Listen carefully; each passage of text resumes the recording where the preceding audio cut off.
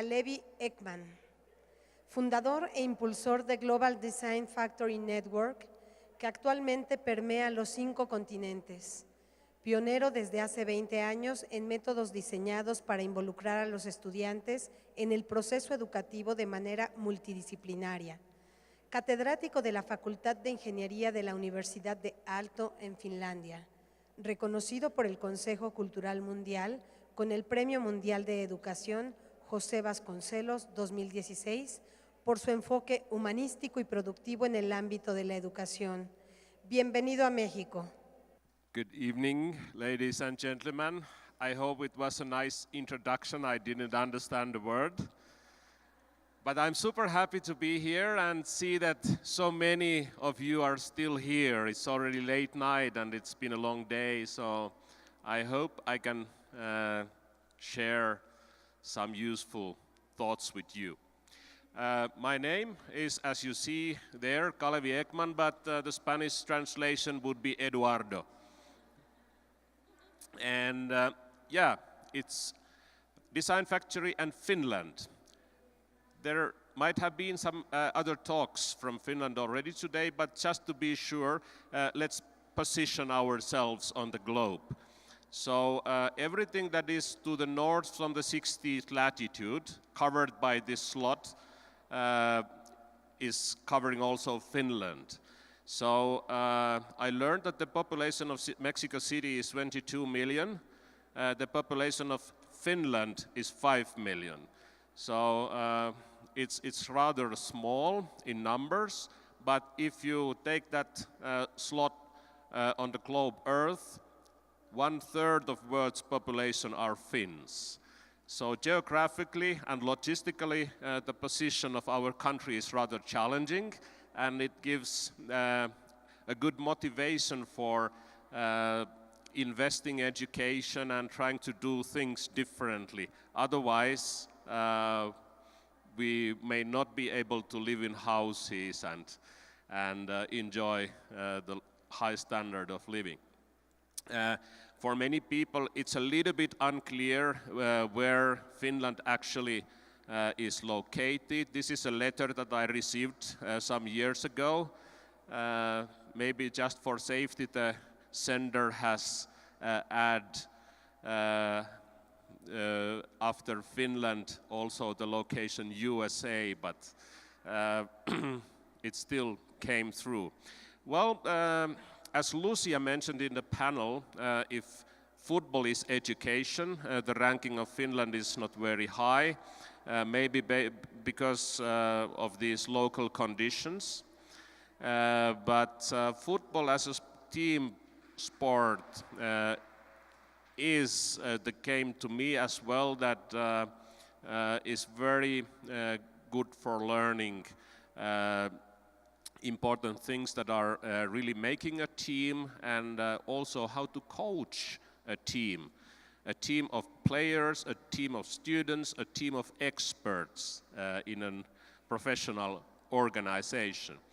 And the last picture about the local conditions, this is behind our design factory at Aalto University, the parking place where one of our students is trying to start his car. Well, because of the long winter, we also have other traditions like the sauna, the hot room, that is also part of our culture of health. But if we come back to the Aalto University, it's a rather new university, merging 3 old universities together. And according to our slogan, the science and art meet technology and business. So the new university is covering all those fields of expertise. And in the Finnish national level, the new university is a huge investment for something new, something unusual, and something that is more higher quality and higher impact for the society, for the business, for export, and all those things. But what that may mean in the practical level? Well, very soon, at the end of this month, an annual startup conference is going to take place in Helsinki called the Slush. Well, the Slush describes how Finland is in November, so it's no California, it's more slush. And that's where the name for the conference is coming. But in a very short period of time, this is something that describes the huge change in the whole society. So 10 years back and earlier, the attitudes for startups and entrepreneurship were, if not directly negative, at least not very, positive. And now everything has changed. Slush has become the biggest Euro-Asian startup conference, attracting 15,000 participants and having just the budget of 170 million pesos. So it's a very remarkable and very visible event in the whole capital area. No hotel rooms are free, and all the taxis are taken just because of this event. My own contribution in order to support the new university and its goal setting is the Design Factory. It's part of the university.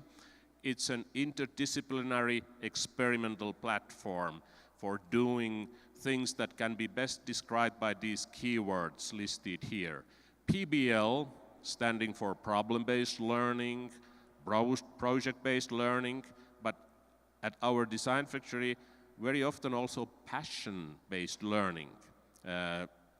That's where we strongly believe that will take us to better learning outcomes. All the fields of Aalto University in business, technology, science, design, architecture, they are very practice-related sciences. So therefore, I think it's very important to maintain a strong connection between the theory and practice. As an experimental platform, the Design Factory has some 3,000 square meters of space that is available for our students, teachers, researchers, even our business partners. And if we have such a place, it's very important to secure an easy accessibility for all the users, not depending what time of the day it is or what day of the week it is. So the main idea is to be operational 24/7. The role of the Design Factory as part of Aalto University is to boost the interdisciplinary activities in learning, in research, and in practical applications. And that can only be based on interaction between those different parties. It's truly international, and it's based on open innovation policy, so no secret projects are welcome into the Design Factory house. If I should describe our objectives in a very short slogan, is that what we actually aim at is to educate the best product designers in the world. Things are changing. Even during my own career or from my study times these days, the design departments in companies, they have changed. The drawing boards are gone, and the computers and computer-aided design software are there instead. Well, this is kind of very practical change, but what it also means is that in industries like the Airbus industries, they are very well known about these figures 2020, meaning that the Airbus industries, they are having 2,000 subcontractors in 20 countries. Think about that. how to manage such design and manufacturing processes. And you all are flying in those planes. Are you ever concerned about the quality? Well, maybe you shouldn't, because the modern processes and computer-aided support are just enabling and making such processes possible. 20 years ago, these kind of figures would be just impossible. But still, in university education, we are very strongly relying on this very old concept of university education. The old painting that you see is made 650 years ago, describing the university education where the professor is sitting in his ivory tower and dictating the words of wisdom that the students are very carefully copying on their notebooks. It's a very efficient concept in age before the printed books. But the books are available, the computers are available, internet and Google are available. So maybe we should rethink the concept, or at least the variety of concepts that should be applied in modern education. Otherwise, we may face this kind of problem that the actual learning will just suffer the overdose of information. And the control by many numerous exams may lead just survival strategies that students develop skills how to pass exams, but may not fit so well for long-term learning purposes. This is a picture that I have taken.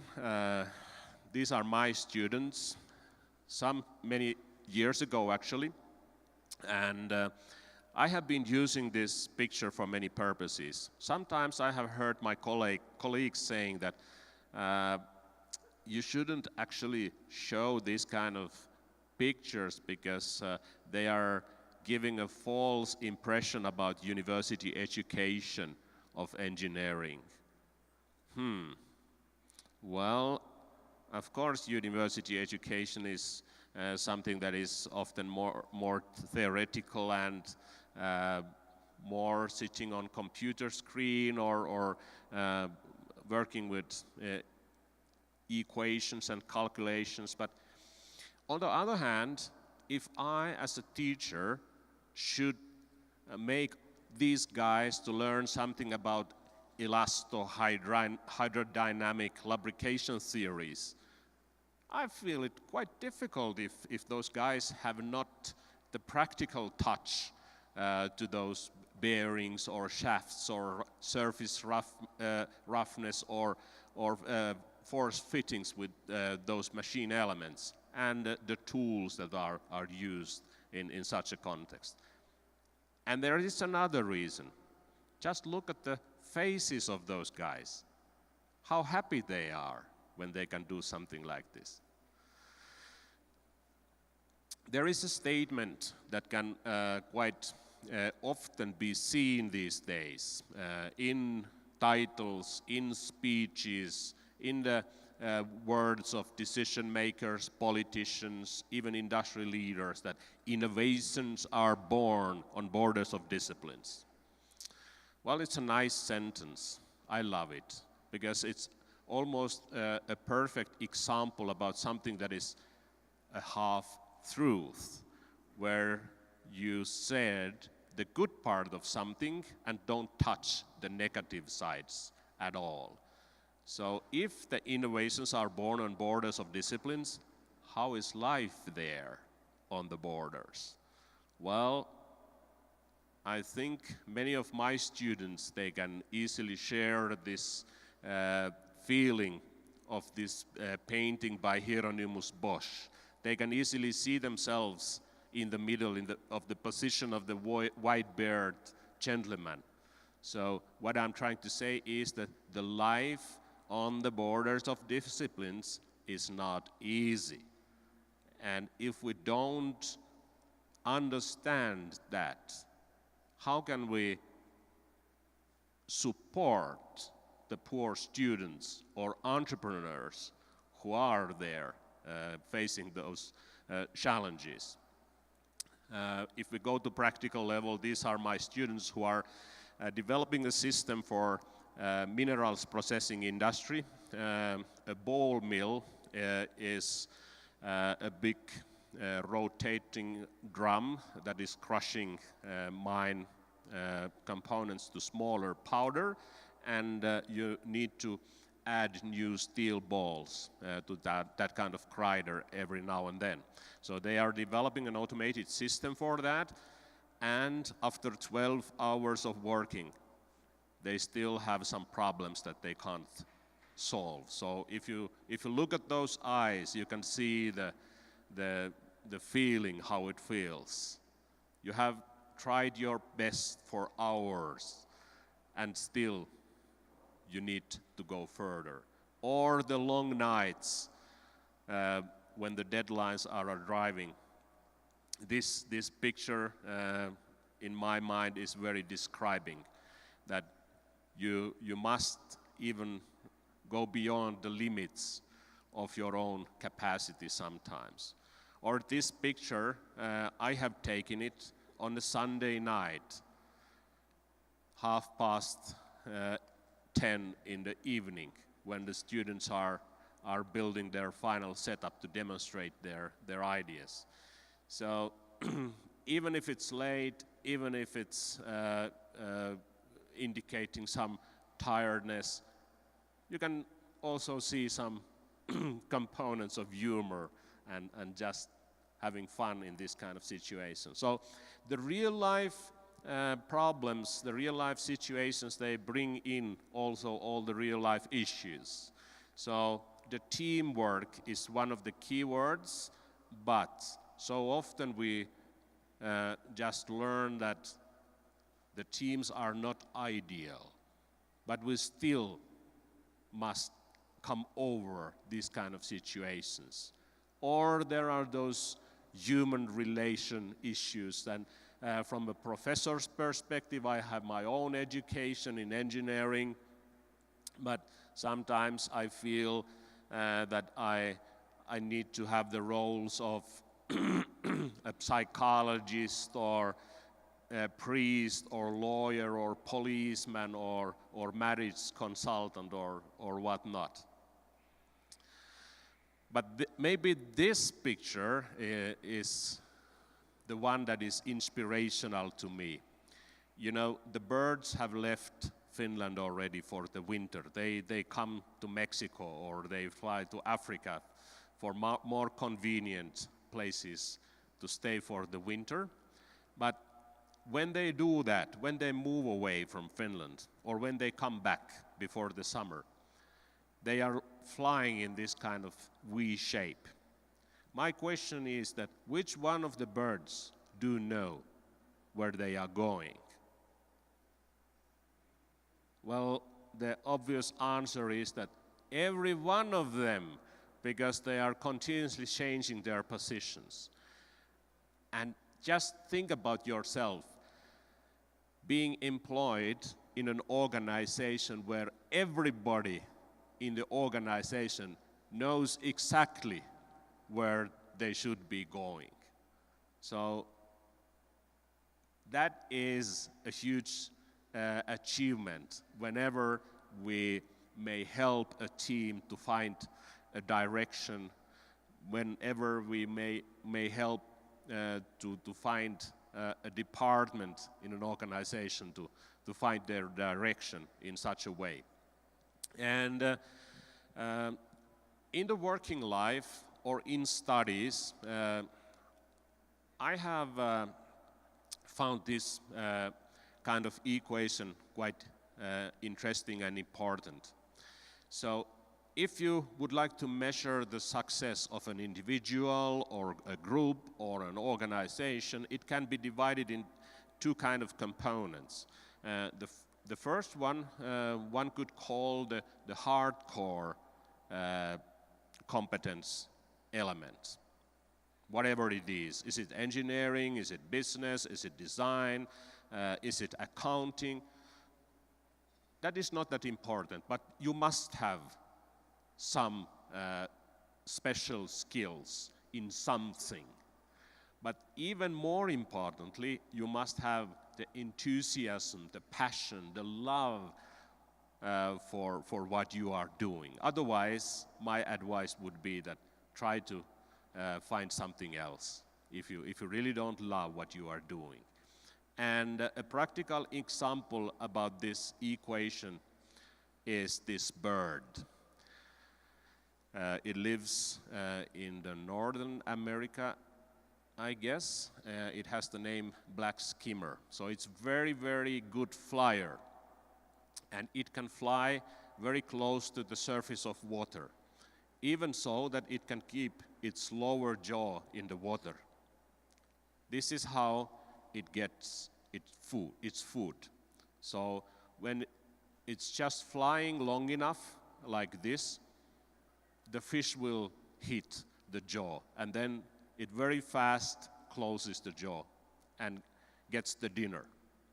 But when flying so, the bird cannot so easily see what's exactly under the surface of the water. Sometimes there may be a rock or a log, and it may hurt for a while. But this is how you learn new things, how you develop new things.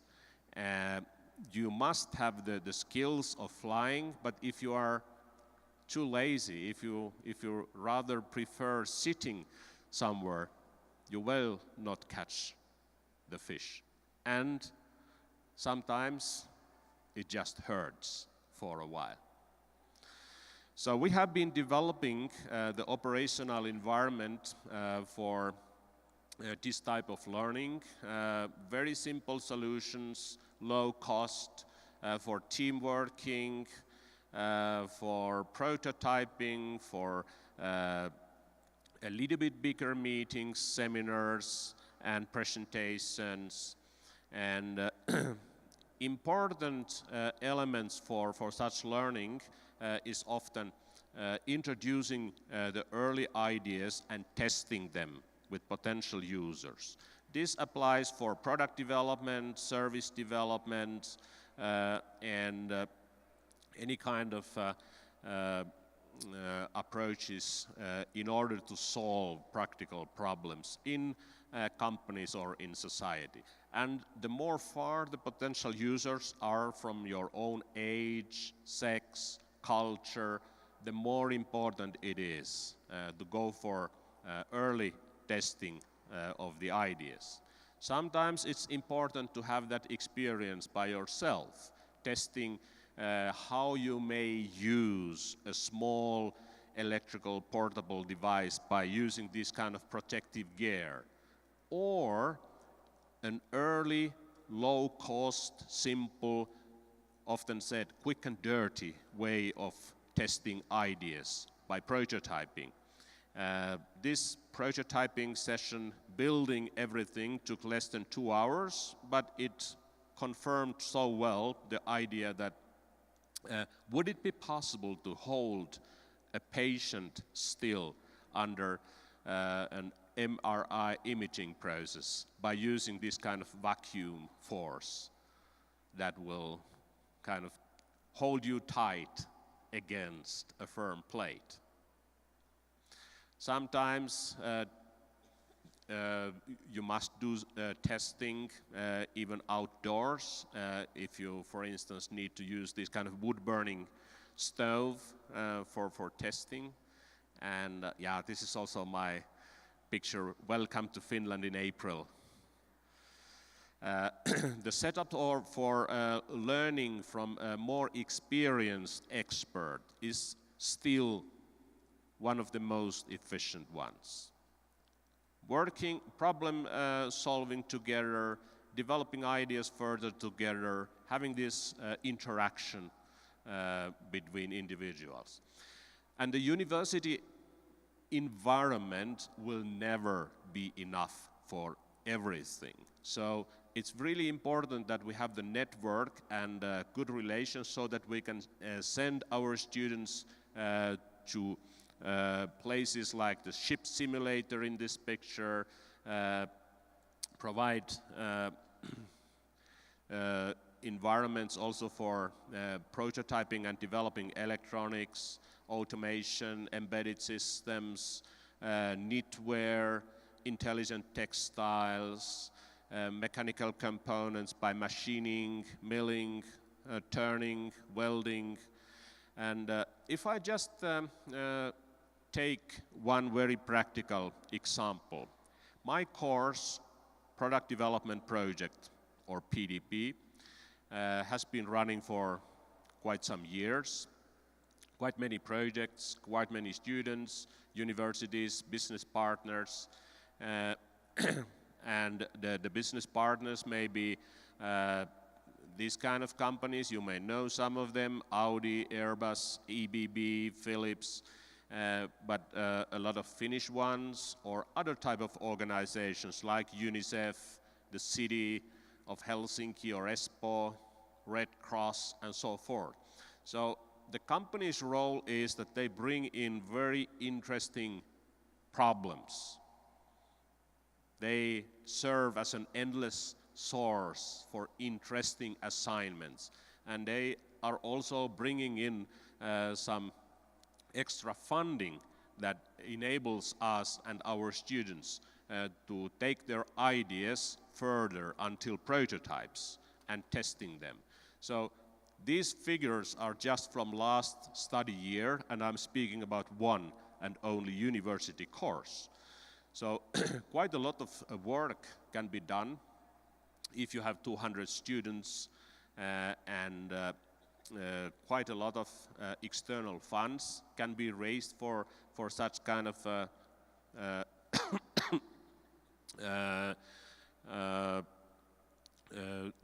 course type.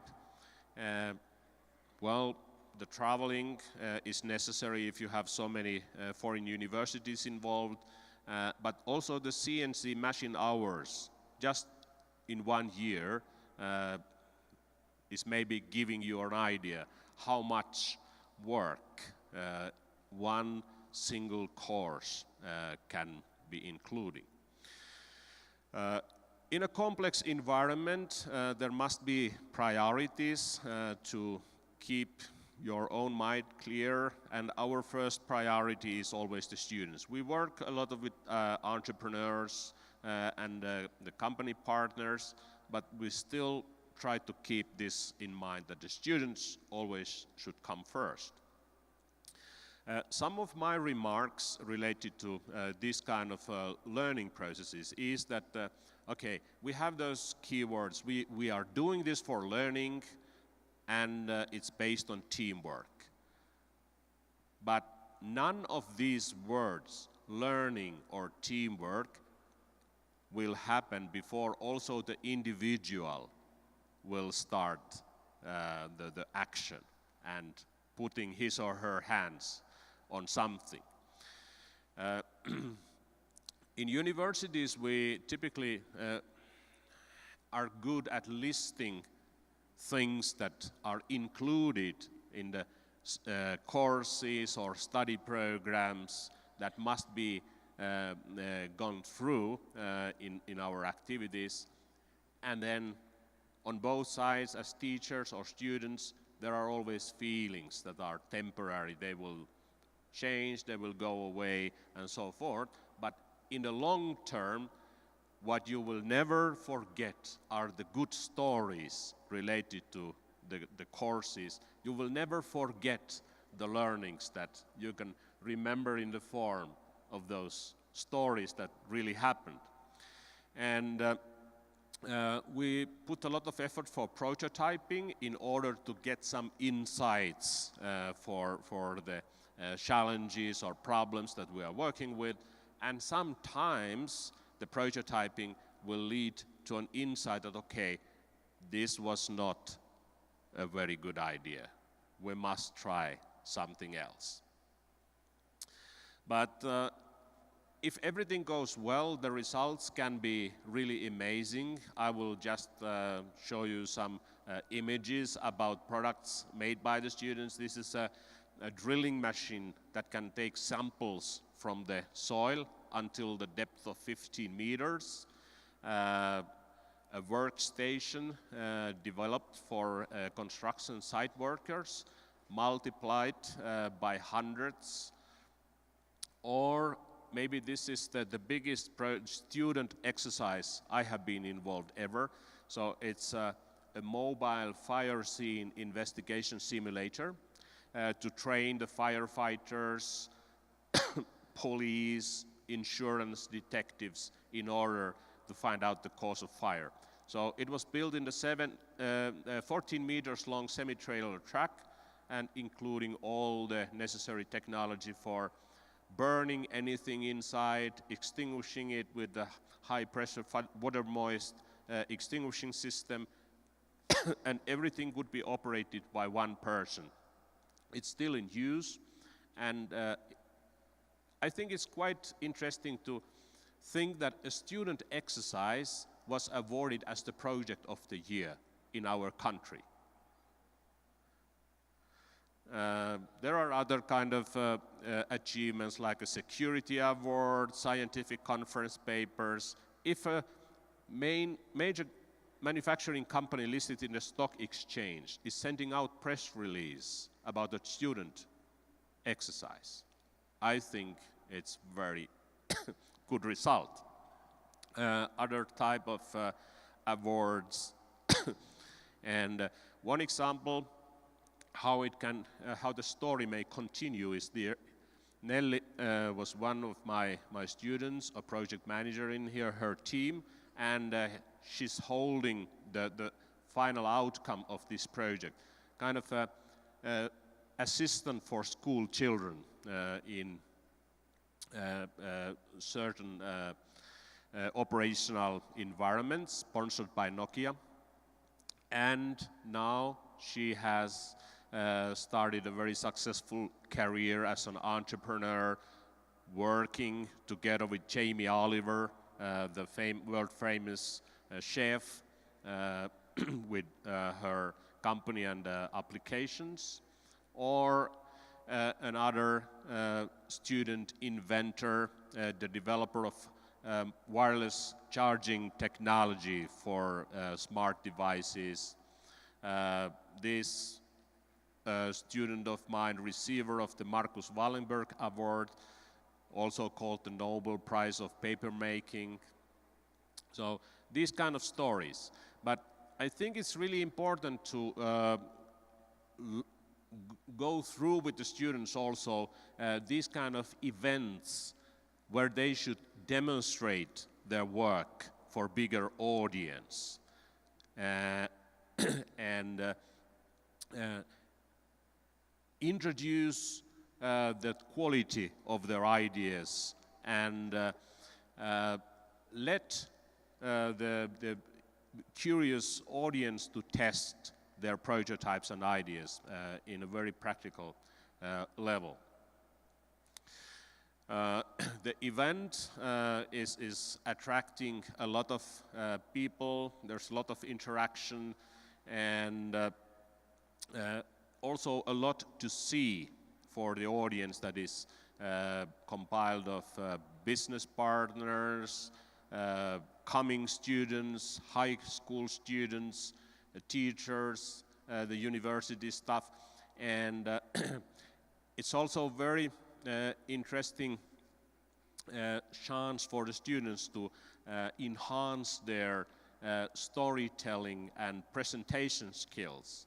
You know, the Finns are often described as people who are quite good at developing technologies and products, but very poor in selling anything.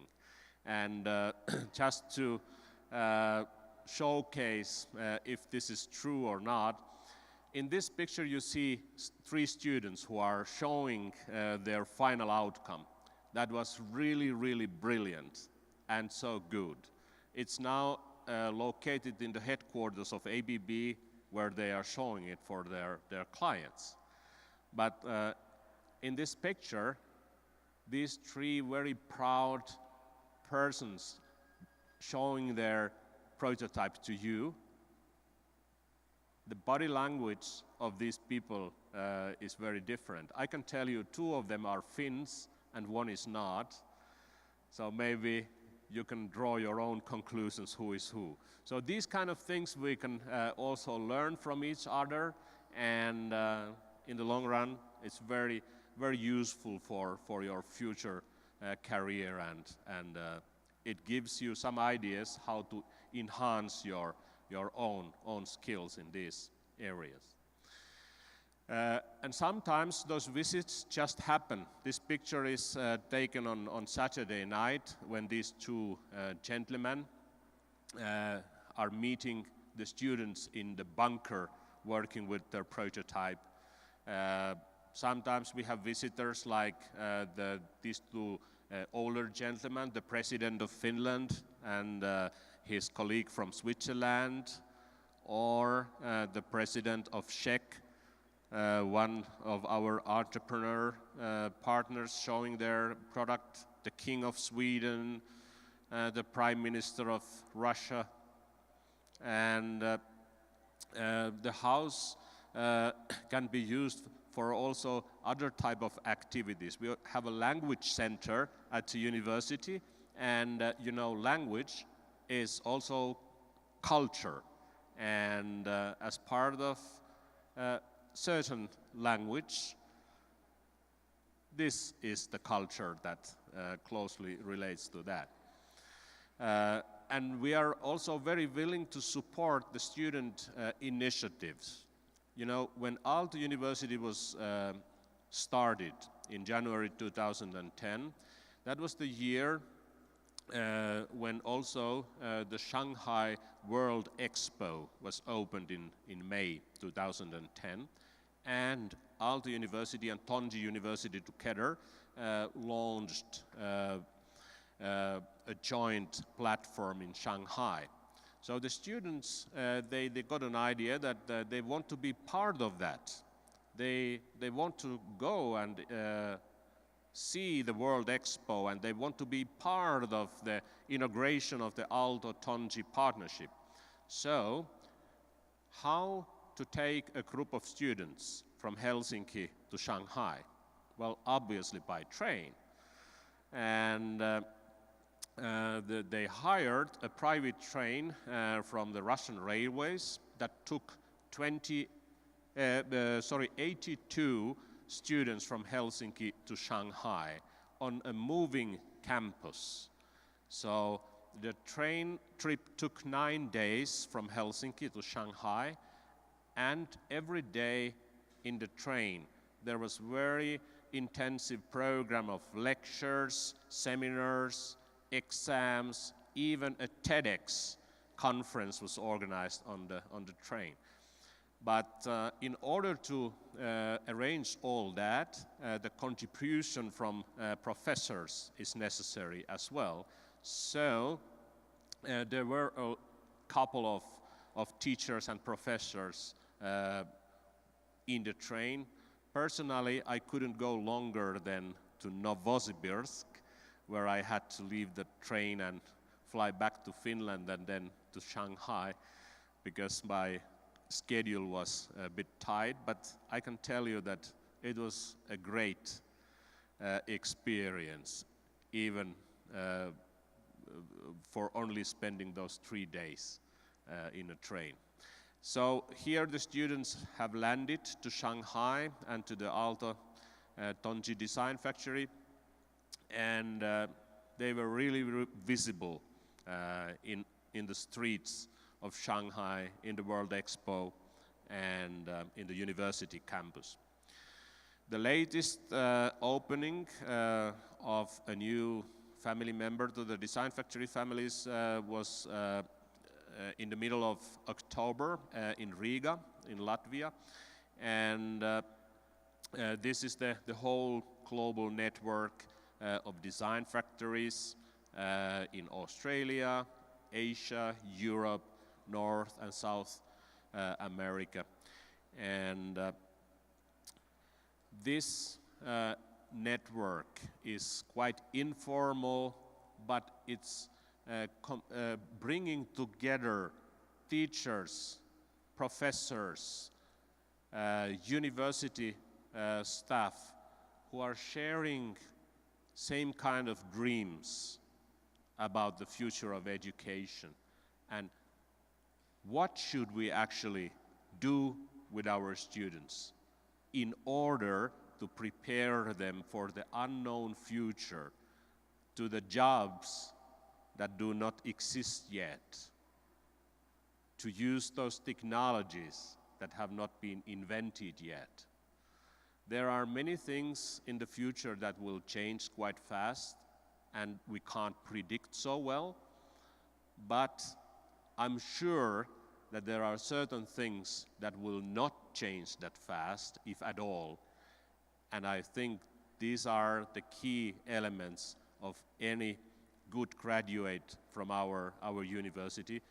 If they have the right mindset, if they have a curiosity, if they have respect for experts of other fields, if they have this cooperation skills, team working skills, project skills, and a good core competence in something, they will survive whatever comes.